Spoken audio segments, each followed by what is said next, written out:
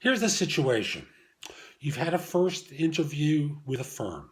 You met with a recruiter, head of HR, head of an enormous business unit, celebrity individual.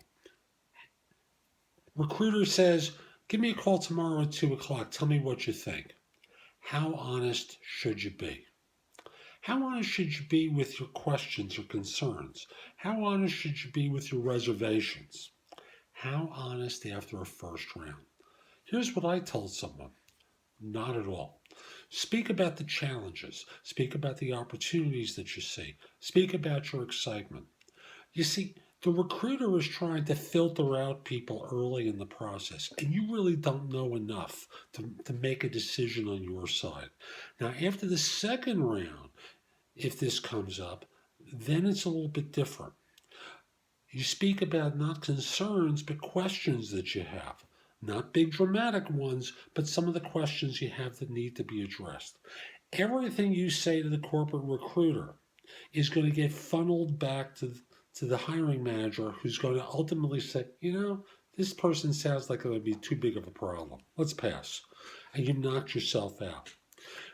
The corporate or agency recruiter is not your ally here. On the corporate side, they're looking for knockout factors.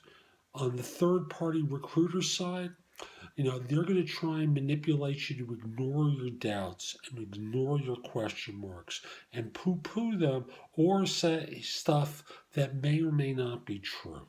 More likely not true than true. They're going to speak about their knowledge of the firm. Have they ever worked there? Probably not. They're going to speak of their knowledge of the hiring manager. Have they ever worked for that manager? No.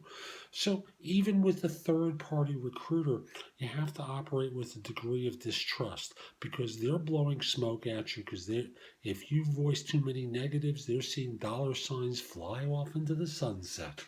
So understand when you're talking to recruiters, both corporate or third party, after the first interview, who are checking your pulse, that's not the time to develop an honesty gene.